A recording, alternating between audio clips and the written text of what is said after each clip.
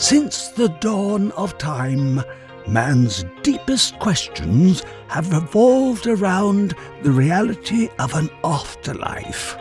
Of course, there's never been a way to know until now. Witnesses of the world beyond hope in a better existence, overwhelming unconditional love, real people, real experiences, and a glimpse into the eternities. This is Round Trip Death. I am super happy to welcome to the show today Tammy Cheney. Tammy, how are you? Very good, thank you. It's a good day today. It's a fantastic day. And we were just chatting about all your travels. And one thing that I love to do before we talk about somebody's near-death experiences is to get to know them just a little bit. So if you wouldn't mind taking 1 minute and tell us a little bit about, well, whatever you feel like so we can get to know you. But I think the traveling is really interesting. Okay, so I've been traveling, it's 11 years in February this year, will be 11 years. I'm originally from Southwest Florida, Naples, Fort Myers area, born on the East Coast of Florida. I just came to a place where, my issue is I kept moving from place to place to place because I needed to change my scenery.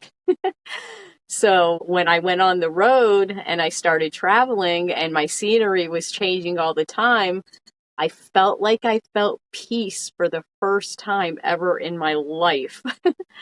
So that became my life, and I've traveled all over the United States, pretty much every state except I think there's about 4 or 5 states, the upper, like North Dakota, South Dakota, Michigan, all that upper area I have not done yet.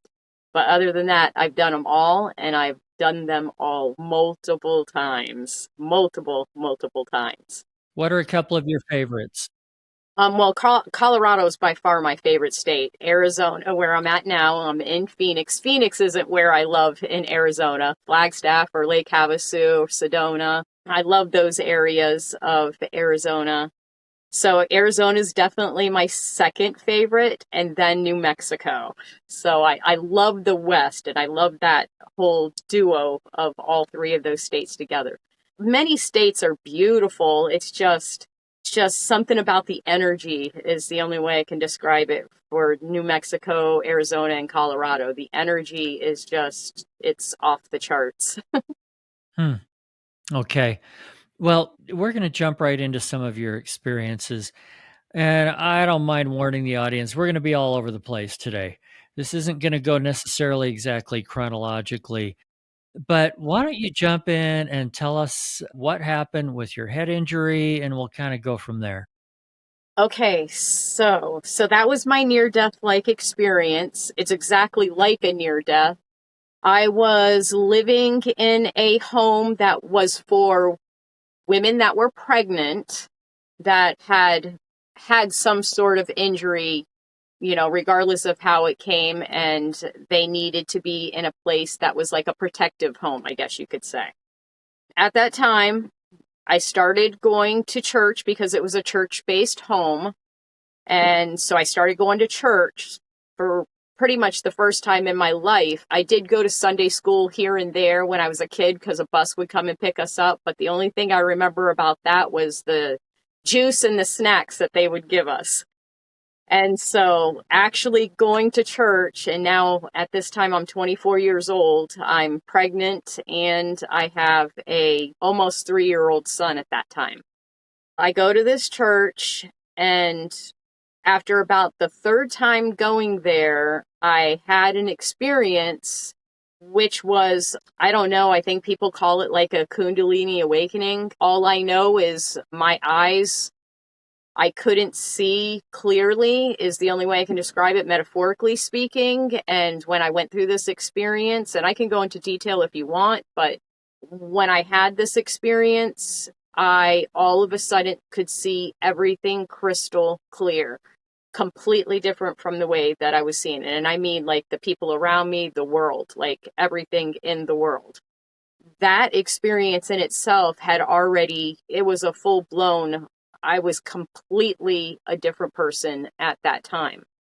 So exactly 2 weeks later after that experience, now I'm going to go back just a little tiny bit before I tell about this experience. I had a head injury where I was blacking out for about 10 seconds every day, like throughout the day, because of my head injury. And it would just be, I would be out for 10 seconds and I'd come back to. And how the neurologist said this to me is he said I was having non-epileptic seizures. And what happens is the brain shuts down just for seconds and then reboots back online. I guess that's what a non-epileptic seizure is. So I'm not sure if that's what happened, but basically what I did is I went into my room and I did nothing more than I sat on my bed and I leaned back onto the backboard that was behind me. I didn't lay down. I was sitting up, but leaned back on the backboard. And instantaneously, I was not where I was when I sat down anymore. I was in a whole other place. And now this place would appear like Earth only because it had a dirt road, it had trees, it had flowers, it had this very ancient looking building off to the right. So it kind of looked like Earth. But what I was seeing is I was seeing the most beautiful flowers that I had ever seen. I was seeing grass that was the most beautiful grass that I had ever seen. The trees were like everything was so vibrant. Everything was in such beautiful colors that I would never be able to describe here. They were not colors that exist here in this time frame. Next to me was this being on this side and another being on this side. And now they looked humanoid, but there was this aura, I guess, on them. They were shiny. It's the only way I can describe it. Or bright. I guess bright would be a better word. They had this brightness about them. And so I'm walking with these two beings and I'm freaking out. Like I'm literally like running over to the flowers and just looking at the beauty of them and running back to them, and we're walking ahead and I'm like, and the trees, look at I'm literally freaking out, probably like a child in a candy store at what I was seeing. And the trees, the leaves on the trees were this just most beautiful green that I can't even explain, but it was almost like it was translucent, is the only way I can describe it. They were just this beautiful translucent green. And of course I'm running back and forth. I'm freaking out. I'm like, I can't believe this. And as we're walking down this road, what was so specific about the flowers is as you're walking, the beauty of the flower is like every time you look at the flowers, they're always facing you, is the only way I can describe it. You never see the back of the flowers. In fact, I didn't see the back of the tree either, but I didn't go behind the tree. I was seeing it from this angle, but you never saw the back of the flower. So as you're passing them, every time you look at them, they're always facing you, is the only way that I could describe it. So you're just continually seeing the beauty of this flower. There was also the only way I can describe it is it was a tone. There was this tone in the air, as well as this smell that was, it was just, there's no way to describe the smell that I smelled. I don't even know any example. Like maybe it would be every single flower that exists on the face of the earth that gives smell was all combined together in this amazing like smell. I hate to interrupt, but I have so many questions at this point, and I want to hear all the details. So I promise we're going to come back. We left off on the smell. I just want to fill in a few blanks. That's all. One is Did you feel like your spirit left your body? Did you feel like it was a dream? What did you feel like was going on? Nope, I was definitely 100% transported from one place to the other, and that place was more real than the Earth place. And the reason why I say that it wasn't like an out of body experience is because for me personally, I started having out of body experiences when I was 5 years old. And when you have an out of body experience, you feel, well, I did. I felt the feeling of like, it would be like, is the only way I can describe it. And as a 5-year-old, it was extremely scary. I was scared to death. Like, I didn't know the name out of body, nor did I know that what was happening to me was not normal. I thought that was normal human things. So it wasn't even anything to even talk about. And when you go back into the body, there is still some sort of an effect that you feel when you go back into the body.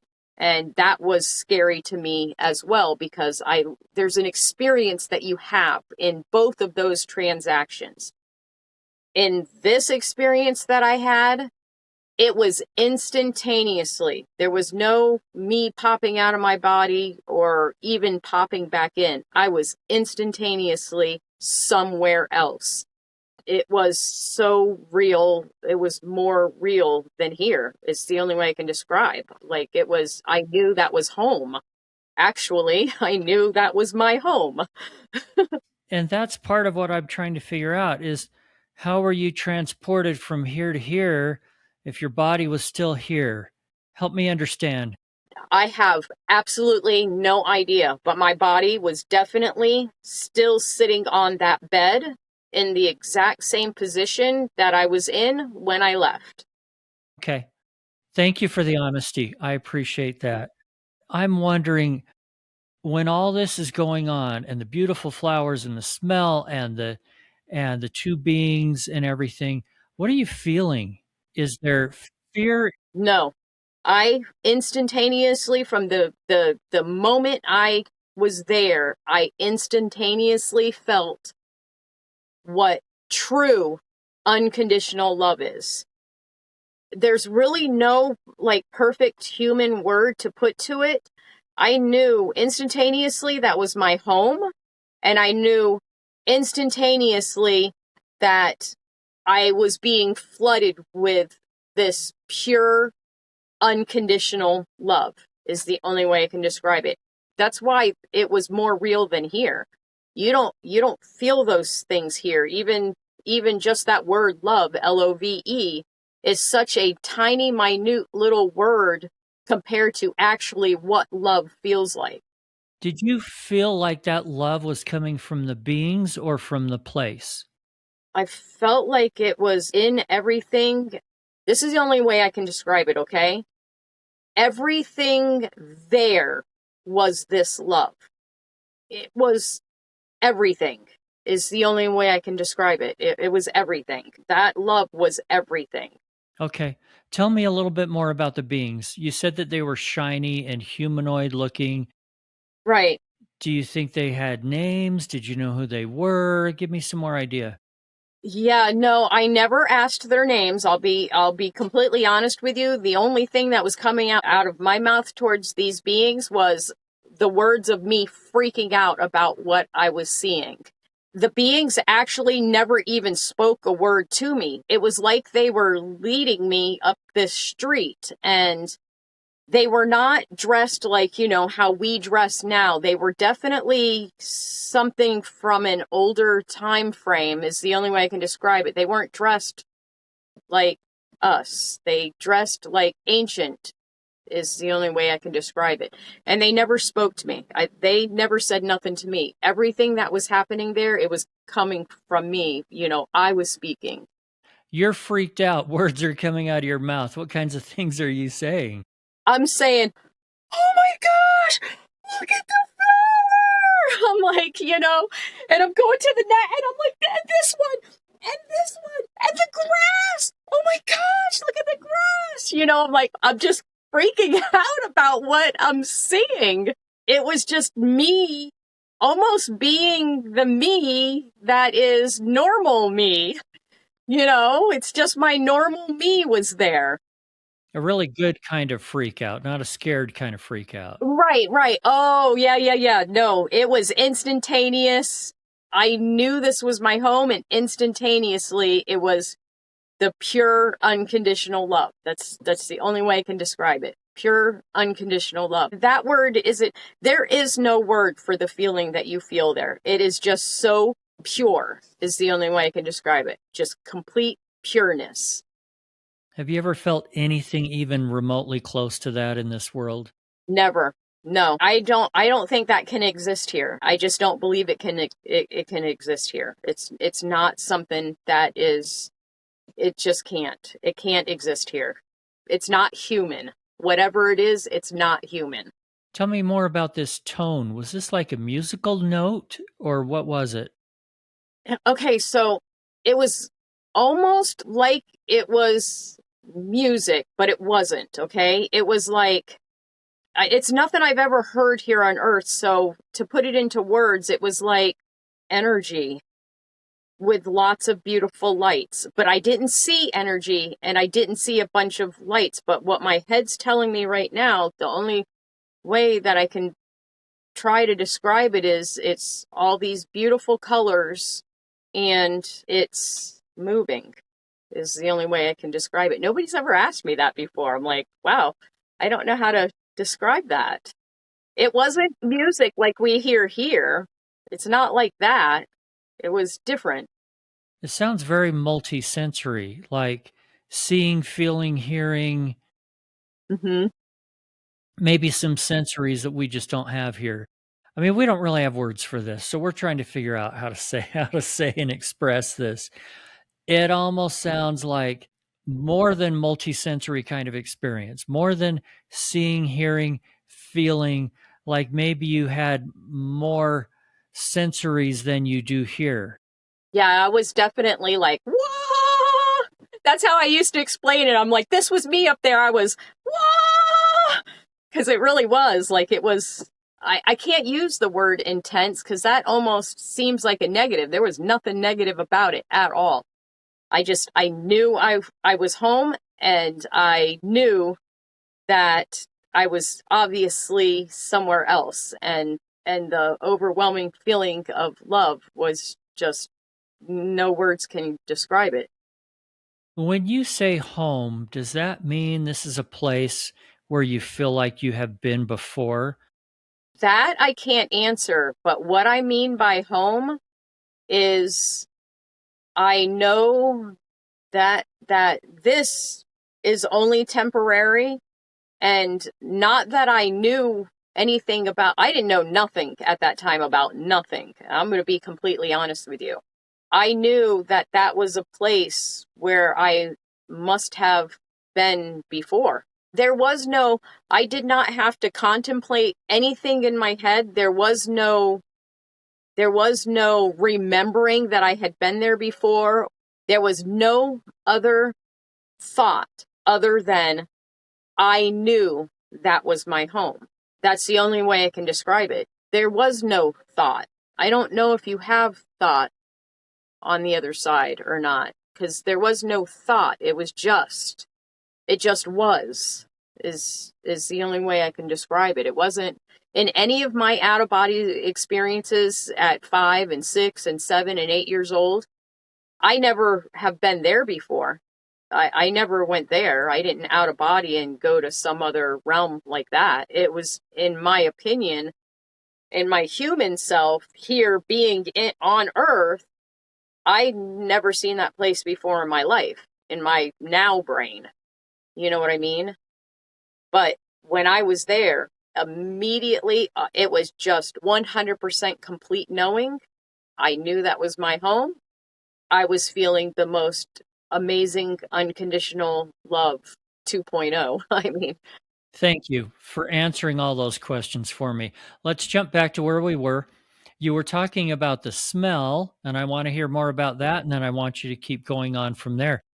The smell sounds like if you could figure out how to bottle that, you'd be rich making perfume. Oh, yeah. So the smell was, well, like I said before, it's almost like it would be a combination of like roses and gardenias and lilac and violet, like all these smells you're smelling, but it's like it's all one smell. It's like it's only one smell, but you're smelling all of these like together all at once. It would be like having, I guess a good explanation would be like having a bouquet of flowers and having all the flowers that give off beautiful scent, or herbs, because I do remember it being like there had to have been sage or lilac, I don't know, other plants other than flowers, because the smells, it was like you could smell every single smell, but it was all happening at the exact same time. That's the only way I can describe it. Okay, what happened next? Okay, so as I'm like freaking out and everything about the flowers, and I'm running back to the beings, we're walking again down this dirt road. I all of a sudden have the thought, I guess, or not the thought, just my body just automatically did it. I look over my shoulder to see what's behind me, because at this point, even though I was running around like a maniac, I didn't see anything behind me. My focus was always only on the two men, and my focus was always on just the flowers and the trees and the grass. So I looked over my shoulder like this, and when I looked over my shoulder, back behind me, going as far as the eye can see, there were these beings that were humanoid shaped. Okay, that's the only way I can describe it. They were shaped like a human, but there was no clothes, no face, no skin, no nothing. They were pure light beings, and they were as far as the eye can see. And as soon as I saw those light beings, I turned my head back to the front of me, and now in front of me, instantaneously, there's this big, gigantic, huge light. It wasn't there before. It was a light similar to the sun, but it would be like, you know how when you're watching a sunset at the beach and the sun comes down and it's resting on the water? Well, picture it taking up the whole line of the water instead of just that small section. The whole front of me was taken up by this light that was like the sun. Instantaneously, I knew that light was God. I don't know how to put that in any other words other than I knew that light was God, and that is who I had been speaking to, communicating with since I was 3 years old.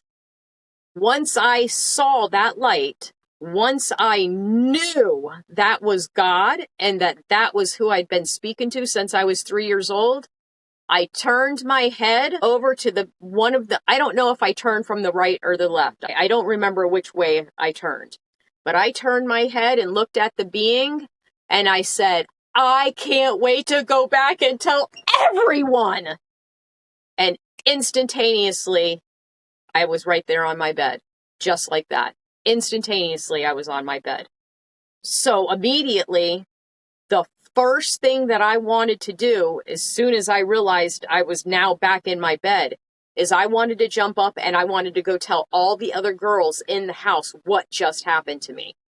So I jump up, just like my thought was, ran out into the hallway area. And you got to understand, at this place that I was at, it was like a 4-bedroom house. You had a master bedroom on one side, and then you had 4 bedrooms on the other side. It was just a regular house that you would never know was a safe house.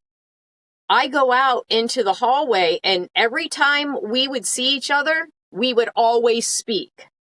Anytime we saw each other walk, wherever we were at, in the kitchen, we'd say, hey, what's up, or whatever. You know what I mean? We'd speak. Well, I went into the hallway and started walking, and the girls started walking past me. And I went to go speak, and I could not even get not even a noise out of my mouth, okay? I didn't know what was going on, but at the same time, I could still feel that light that I had just left. It was like I came back here and there was this bubble around me of that light, okay? When I realized I couldn't speak, I immediately turned back around and I went back to my room and I sat on my bed. And I said to myself, I'm just going to sit here until whatever this is leaves me, and then I'll get up. And I literally sat there for about 45 minutes. And after about 45 minutes, I thought in my head, I wonder if I can speak yet. And I literally just said like 3 simple words and the words came out and I jumped up and I instantly went out there and started telling the girls what had happened to me. Whoever I was before that experience, I don't know who I was before that experience, but I had had that experience, the other experience at the church 2 weeks earlier. So there was already something happening with me. But whoever I was before that experience, it wasn't who I was after the experience. So I'm telling these girls what happened to me. And I'm like, you know, because in my head, I'm thinking all I got to do is tell them about this experience and then they'll know. And the same thing that happened to me will happen to them. You know, I just automatically assumed that. Well, that wasn't the response I got. In fact, these girls thought I lost my mind. They could not believe how I was talking. I don't know how I talked before, but they could not believe how I was talking. I immediately became somebody in the house that the girls began to start feeling a little bit standoffish too. Because once that experience happened to me, I couldn't keep my mouth shut. I could not stop talking about it. Like it was day and night. Any person that would allow me to speak to them, that is all I had to talk about because it was that extreme for me. Nothing else in the whole entire world mattered anymore, except for that experience that I had, and I needed to tell the whole world. I actually ended up I only had a handful of people that were in my life that I wouldn't necessarily would say friends, but they were people in my life. And they all cut me out of their life. Like literally, they cut me out of their life. I did not have one friend left of whoever was in my life before that experience. Now, I know that I can be a little bit dramatic and very pushy when I'm trying to I'm like, don't you see what I'm saying? It was that extreme for me. I left that place saying, I can't wait to go back and tell everybody. I wasn't lying when I said that. And that was all that came out of my mouth to anybody that I saw or talked to because I couldn't stop. It was that powerful, whatever that was. So yeah, that was my experience with that anyways. I've had so many. We'll talk about a couple other things, but do you, and I'm asking you to speculate here or just tell me your feelings. Do you feel like that is the place you are going back to after you die someday? I'm just going to be honest with you. I don't necessarily think that the trees, the flowers, the road, the grass, the building, the beings behind me, I don't think that that was necessarily a place. It was more of the feeling of that unconditional love. I knew that that's what I knew that was the home. That's it was more of what I was experiencing there rather than what I was seeing. In my own opinion, whatever that visual that I had of like trees and flowers, that may exist somewhere, possibly, but I don't think that that is a actual like physical place, I guess. I just know that that feeling of that unconditional love that permeated the place, the tones that were going on, the colors of the flowers, all of that, it was all one. Everything was just one. I was one with it. It was one with me. It was all one together. It was just all one. And when I say that I knew that that was home, I don't mean the place itself, if that makes sense. It was the feeling of it. Yeah, it was just a feeling. So let me ask the question a different way then. Do you think that after you're done with this life, that you are going someplace where that's what you will feel again. That place you felt was home. Is that where you feel like you're going back to? 100%. I already know that. I 100% know that. So you have no fear of death then, obviously. I don't have fear of actually dying. I don't want to leave my children in a devastated state that they lost their mother. The feeling of knowing what it feels like to lose somebody, that's what I fear. I'm like, I have to be here for as long as I already know I'm going to live to be at least 100. I've always known that. I've always said that. I don't know how I know that, but I'm going to live to be at least 100. So I'm not really fully worried about it, but I do think about it from time to time. What if I was wrong my whole life? What if I do leave early? I'm like, oh my gosh, I don't ever want my children to ever have to feel that kind of pain. That's what gets me. Not the actual transition, because there is no feeling of transition when you transition to the other side. You're here and then you're there, and it's instantaneously. There is no in between. You don't feel death. There is no feeling in death. Death in my opinion, is an illusion. I believe death is a made-up word by humans, and it's not something that really exists. We go from this existence to that existence instantaneously, and there is no feeling.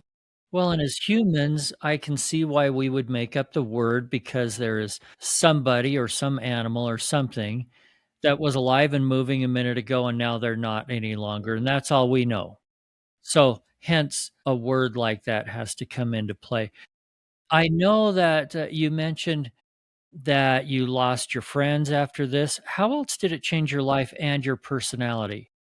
I never turned back, to be honest with you. I have been full force with and have had many, many other experiences, not like that, but other experiences that had continued to happen to me and still continue to this day happen to me, that are definitely outside the human vessel activity, or inside. It's inside, but it's outside. I can't explain it. It's something that I'm well aware, I guess, about myself. I know that we're light beings, and I know that this is only a meat suit. You know what I mean? Like I have the knowledge of knowing that which is within me, which is also without me, because it's everything. That's why it's in and it's out, and that's the only way I can describe it. So I never stopped talking, but as I went, more experiences and more experiences and more experiences were happening. So it went from that to talking about this to talking about that and talking about this. And, if I got into a real good conversation with somebody, I'd revert back to my experience, that happened at that time, and the experience that happened at the church. But I never stopped talking. This is my whole life. This is all I do. Like all my kids, I only have one of my kids that travels with me. The rest of my kids are adults, but he's 14 years old, and he's heard it his whole entire life. He's heard me speak to every single person I walk into or end up having a conversation with. He's heard me say it to every single person I have a conversation with. All my kids. That's all that comes out of my mouth. And what do you find? Because some people aren't ready to hear something like that, obviously. What kind of reactions do you get? I'll be honest with you. If I end up being in an encounter with a person, it's always for a specific reason, and it has everything to do with whatever's going to come out of my mouth. Like, I've never had anybody be like offended. I've never had anybody make any kind of derogatory comments. In fact, generally people are, whatever it is, it goes on them, just a little bit. This is strangers, okay? Not my friends, not people that knew me, whoever I was before, okay? These are complete strangers. When I went on the road, that was my main goal. Now I'm going to reach as many people as I possibly can. And so anybody that I bumped into, it became like a conversation. That's what they heard. And generally they're hugging me when they're leaving. They're thanking me. They're gifting me. I don't think I've ever had a bad encounter. I'll be honest with you. I don't think I've ever had a bad encounter. Whoever I talk to, they leave with something, a piece, a little grain sand piece of whatever it is that I have. Now, what they do with that is, I never see these people again, so I don't know what they do with it, but I can almost guarantee the way that they were reacting after the fact, they probably will never forget about me for the rest of their life. Sounds like your mission in life is just to spread all of this. Mm-hmm. All right, Tammy, there's actually so much more that we can talk about. And we're going to have you back on the show sometime to talk about some of these other things. But I feel like this is a good place to wrap this discussion. But I want to give you the last word. I want to give you a chance to leave everybody with some kind of a message of hope, some positivity to brighten their day and their whole outlook on life right now. Okay, so what I want to say is this earth is supposed to be heaven on earth. And if we can all just only grasp the message to love your neighbor as yourself, true unconditional love. And you ask, who's your neighbor? Every single human being on the face of the earth. That's who your neighbor is. This is supposed to be heaven on earth right now, and the earth is changing. So many people are waking up. So my message is wake up. Allow yourself to wake up. We all collectively together could change this whole planet. Beautiful. Tammy, thank you so very much. If anybody wants to reach out to you, we will stick a link to something of yours down in the show notes so that people can follow along a little bit more, and we'll have you back again sometime. Thanks. All right, perfect. Have a great day. Thanks again for listening and sharing this podcast. Don't forget to hit the follow or subscribe button and sign up for our newsletter at roundtripdeath.com. If you want to share your near-death experience, or if you have questions or comments about the show, send an email to eric@roundtripdeath.com. Until then, I wish you everything good that you're looking for in this life and the next.